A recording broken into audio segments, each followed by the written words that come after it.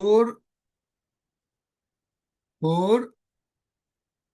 X to the power -5 का derivative into 5x plus, sorry, 5 + 7x,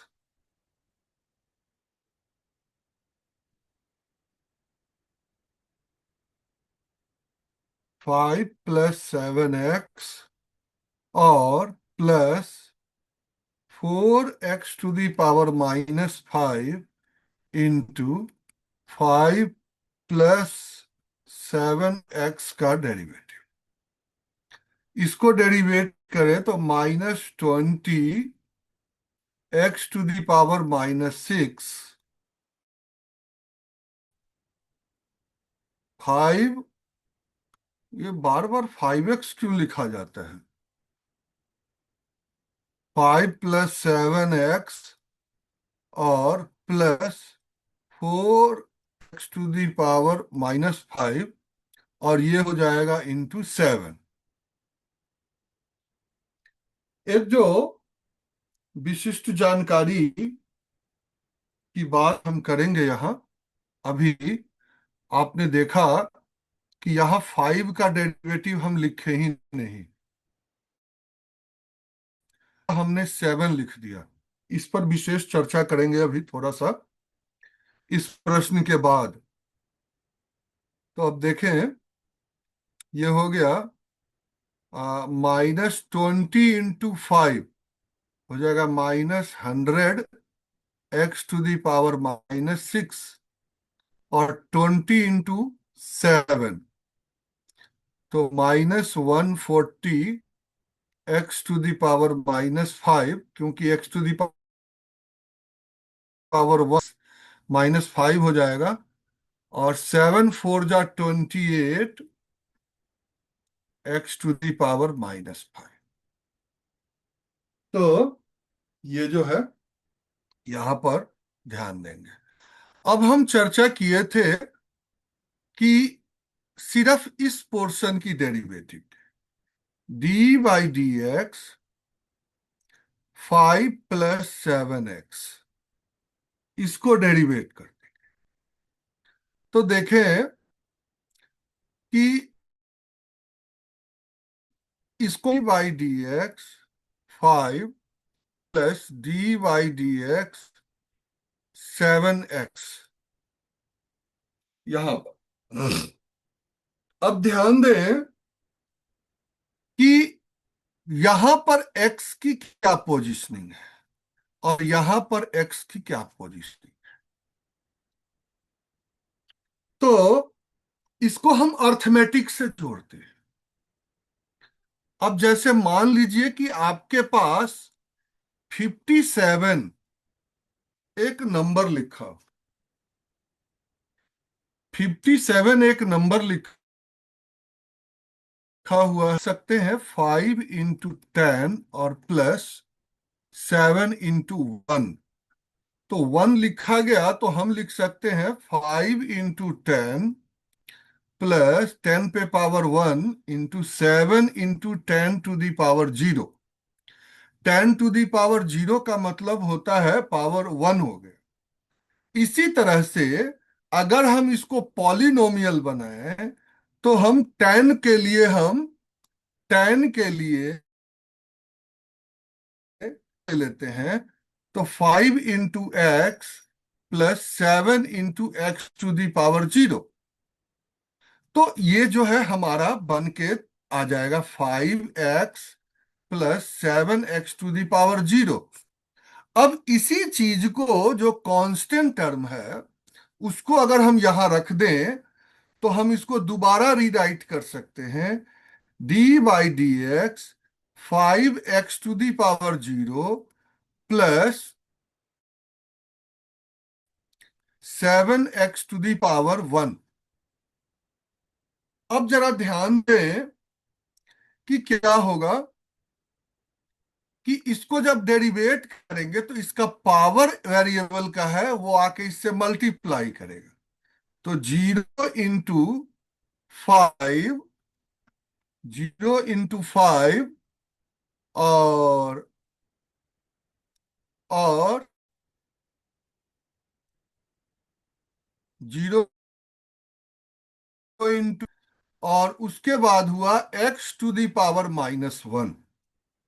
zero में 1 minus होगा तो जीरो से किसी नंबर में जब मल्टीप्लाई होता है तो वापिस वैल्यू जीरो हो जाता है।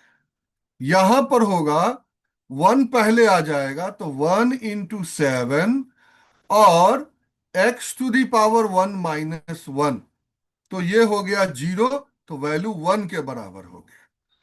तो +1 × 7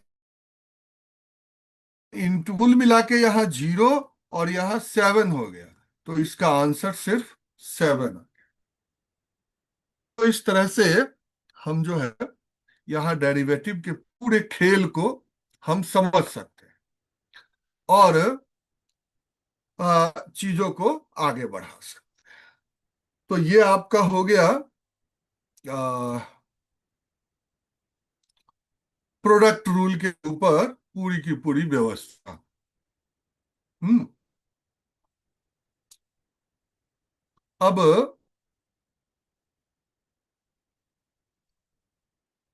सपोज करें कि हमारे पास एक प्रश्न है, एक प्रश्न है जिसमें हमें डिवाइड रूल लगाना है।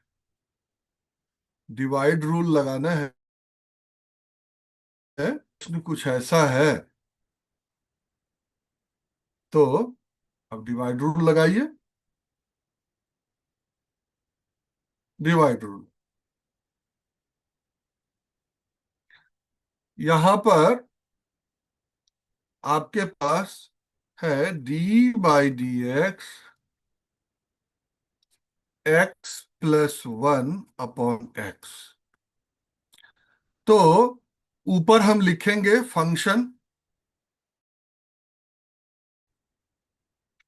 तो function of x equal to हो जाएगा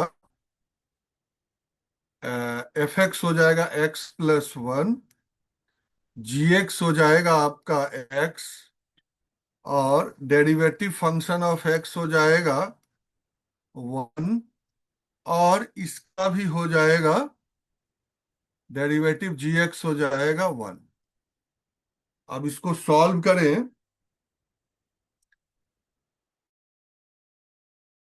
सॉल्व करें तो आप सॉल्व ऐसे कर सकते हैं। तो ये हो जाएगा डेरिवेटिव फंक्शन ऑफ, यानी d/dx f(x)/gx इक्वल टू हो जाएगा derivative function of x gx minus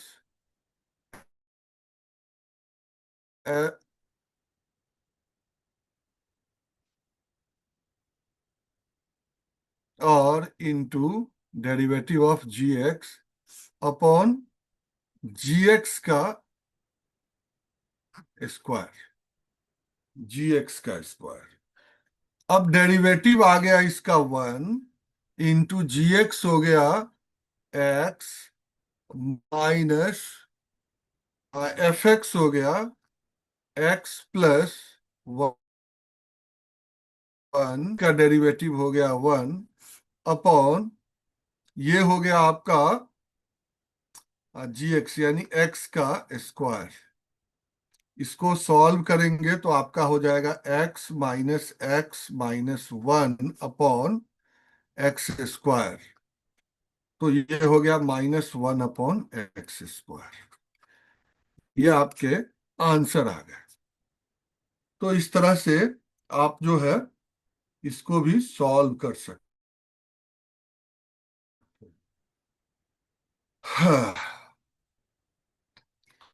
अब साइन और कॉस यदि आपको दिया हुआ है, साइन और कॉस यदि आपको दिया हुआ है तो tan x की वैल्यू निकालनी है।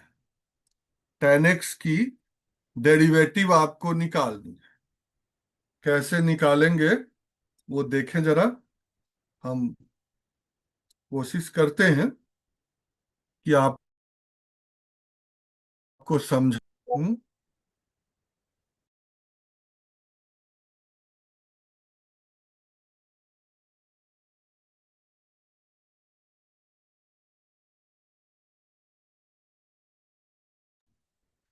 पीछे बैठ गए।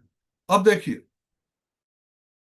यहां पर tan x की जो है आपको डेरिवेशन करनी है। तो देखें, आ, जो हमारा मेथड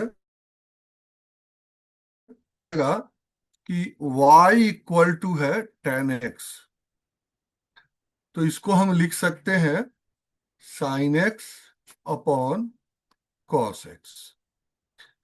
ये हो गया एफ एक्स, और ये हो गया जी एक्स। ये अब देखें, आपका एफ एक्स हो गया साइन एक्स, और जी एक्स हो गया कॉस। एफ एक्स का डेरिवेटिव हो गया कॉस एक्स, और जी एक्स का डेरिवेटिव हो गया माइनस साइन एक्स। अब आप सॉल्व कर सकते हैं क्रॉस मल्टीप्लाई के द्वारा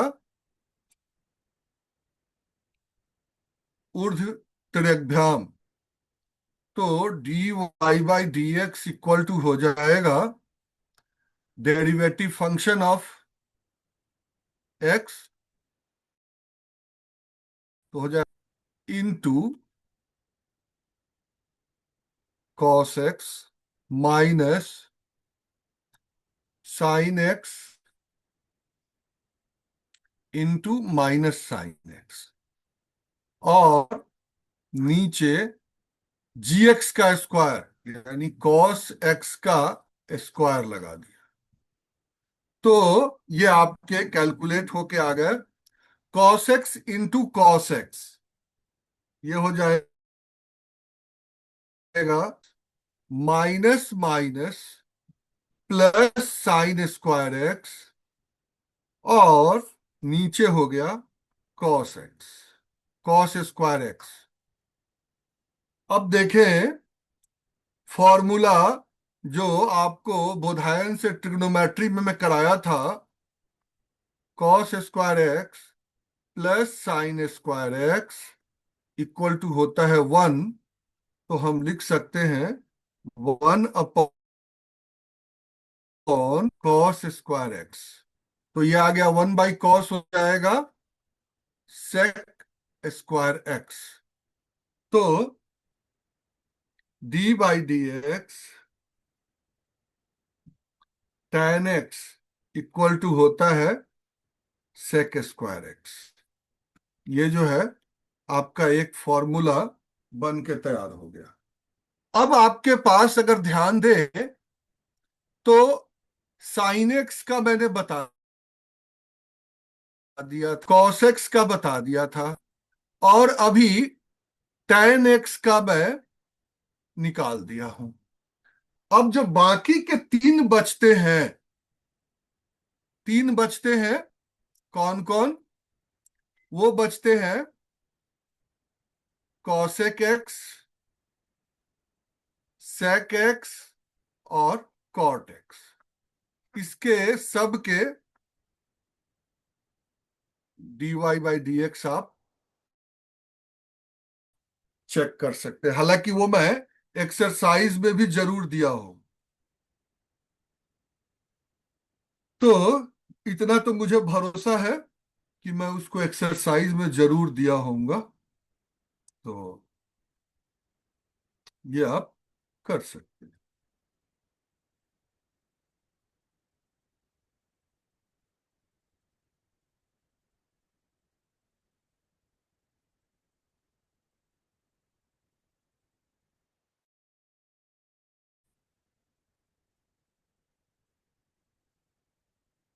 ये एक एक्सरसाइज है। यहाँ पर लगभग हर तरह के क्वेश्चन आपको देखने को मिल जाएंगे। सबसे पहला ये डायरेक्ट डेरिवेट वाले क्वेश्चन, प्रोडक्ट रूल और डिवाइड रूल से रिलेटेड। उसके बाद अलजेब्रा प्लस ट्रिग्नोमेट्री, और दूसरा डिवाइड रूल पर बेस्ड, और तीसरा प्योर ट्रिग्नोमेट्री पर बेस्ड। ये भी डिवाइड रूल को वो करता है। तो इस प्रकार से हम जो है इसको सॉल्व कर सकते हैं। तो थोड़ी सी प्रैक्टिस के बाद ये आप समझ जाएंगे बहुत अच्छी तरह से। ठीक है। अब हम जो चर्चा करेंगे वो करेंगे नेक्स्ट टॉपिक के लिए। नेक्स्ट टॉपिक के लिए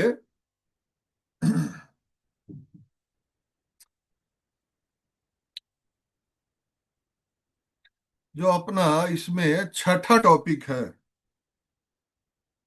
वो है nth ऑर्डर ऑफ डेरिवेटिव।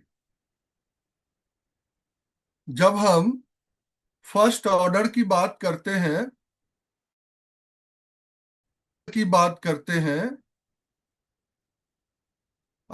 उसी में हम nth ऑर्डर की भी बात करते हैं।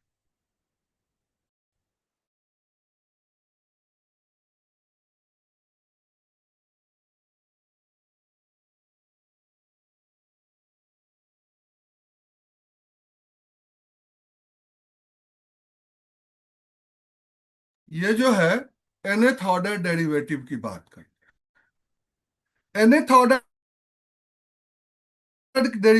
समझाने के लिए हम थोड़ा सा आपको चीजों को लेके चलते हैं और किस प्रकार जो है बात करेंगे वो आगे बढ़ेंगे।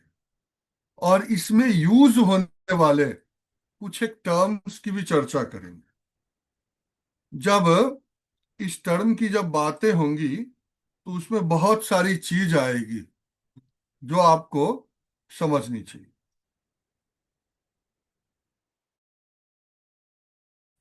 सबसे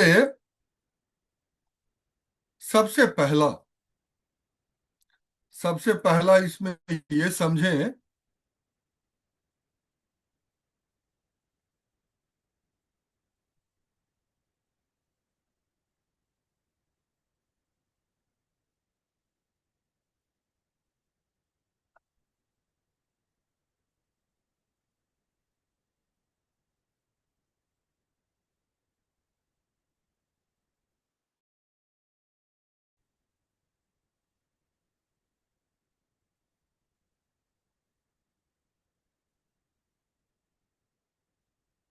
अब जरा देखें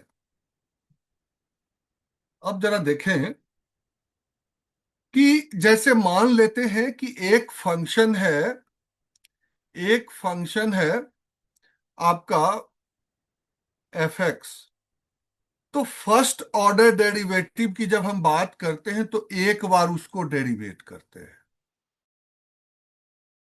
तो ऐसे y पे पावर लगा करके या इस तरह से हम डिनोट करते हैं।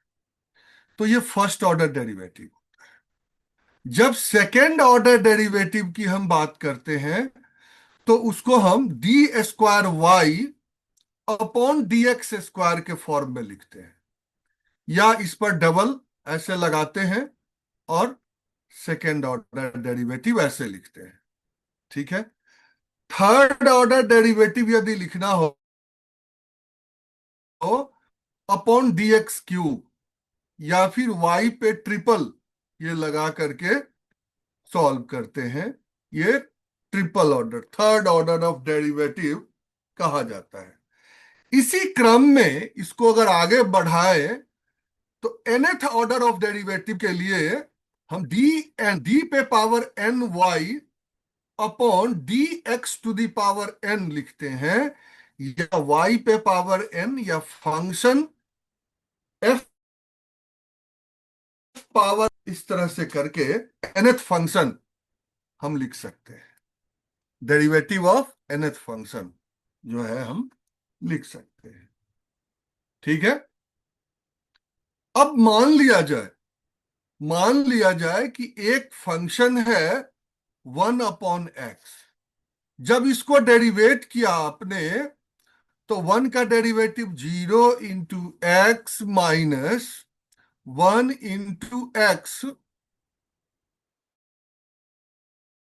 x upon x²। तो इसको यदि आप सॉल्व करें तो आपके पास आ जाएगा x⁻⁻1। x⁻⁻1 हो जाएगा माइनस x⁻, इसका जो है आप डेरिवेट करें तो ये आ जाए x⁻⁻²। इसको यदि हम आगे बढ़ाएं तो डबल डेरिवेट करें तो फिर -2 को करना है, तो माइनस माइनस प्लस हो जाएगा। ये हो जाएगा 2x⁻³ थर्ड अगर हम करते हैं तो 3 इधर चला जाएगा और फिर आगे जो है ये बढ़ जाएगा। तो -1 -2 -3 ये कंटिन्यू करता। पहले में -1 × -2 हुआ, फर्स्ट में -1 आया, सेकंड में -1 × -2 आया, थर्ड में -1 × -2 × -3 आया। और सिमिलरली यदि हम nth ऑर्डर में जाएं, जब हम nth ऑर्डर में जाते हैं तो हमें जो मिलता है वो मिलता है -n पे पावर -1 पे पावर n कॉमन करके 1 × 2 × 3 एंड सो ऑन n तक, और x⁻⁻n+1। ये nth ऑर्डर डेरिवेटिव के लिए हम इसको देख सकते हैं। तो ये जो है first order derivative, second order derivative और थर्ड ऑर्डर डेरिवेटिव। अब इसे अगर टेक्निकल लैंग्वेज में लिखना पे पावर n, यानी nth order of derivative equal to हो जाएगा -1 पे power n factorial n x⁻⁻n+1। अब आपको पता है कि 1 × 2 × 3 तक मल्टीप्लाई करने पर फैक्टोरियल n होता है। यानी इसको अगर हम देखें, इस फैक्टोरियल को हम आगे यदि समझाना चाहें, इस पर भी हमने चर्चा की है। क्योंकि यहां ये टॉपिक आ गया है तो फैक्टोरियल को समझाना बहुत जरूरी था। तो 7वां टॉपिक हमने फैक्टोरियल से लिया है। 7वां टॉपिक हमने फैक्टोरियल से लिया है और इसको भी आप लोगों को समझा। अब देखें,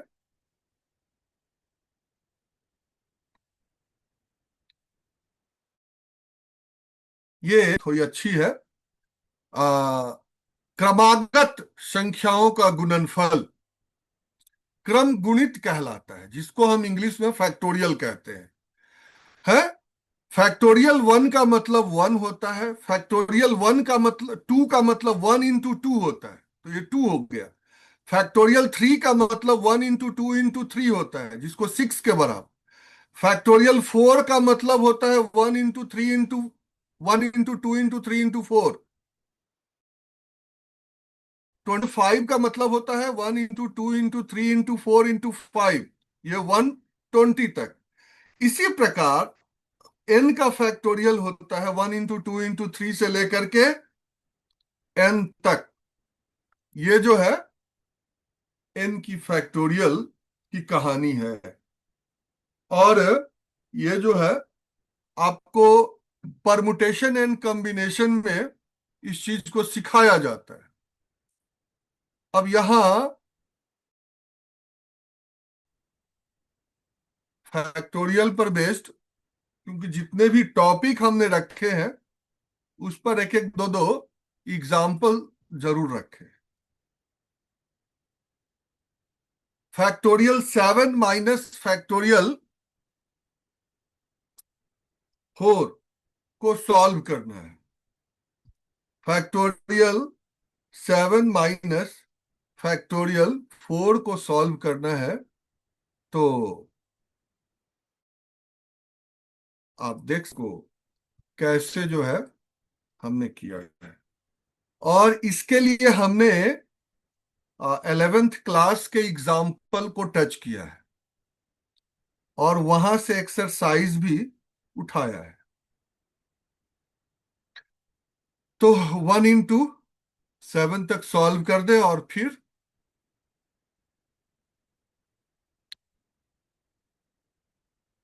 अब यहां हम एक काम और कर सकते हैं। आ, इसके जगह लिख सकते हैं factorial 4 into 5 into 6 into 7 minus factorial 4। अब इसको आप माइनस कर लें तो हो जाएगा फैक्टोरियल 4। अब 5 6 जा 30, 34 जा 120 - 1 और फिर लास्ट में इसको फैक्टोरियल 4 से मल्टीप्लाई कर दें तो ये आपका एक बार जरा चेक कर लीजिएगा ये आता है कि नहीं। उसी प्रकार यहां पर 1/6, 1/7 और x/8, तो x की वैल्यू निकालनी है। तो 1/6, 1/7 को लिख सकते हैं फैक्टोरियल 6 into 7। तो इसको ऐड करेंगे अगर तो आपका हो जाएगा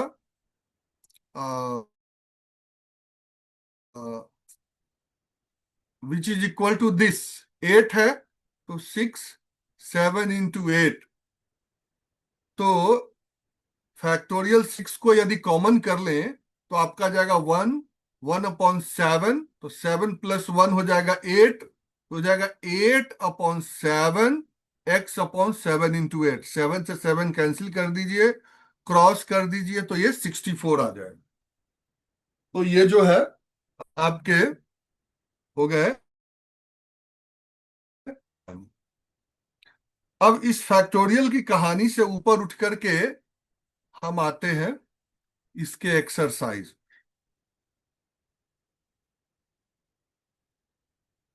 इसके एक्सरसाइज को थोड़ा सा ध्यान से देखें और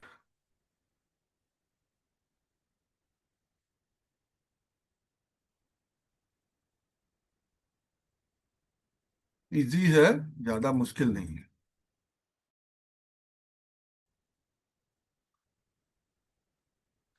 लगभग जो क्वेश्चन आपको जरूरत होगा उसके हिसाब से हमने जो है यहाँ क्वेश्चन ले लिए हैं। आ,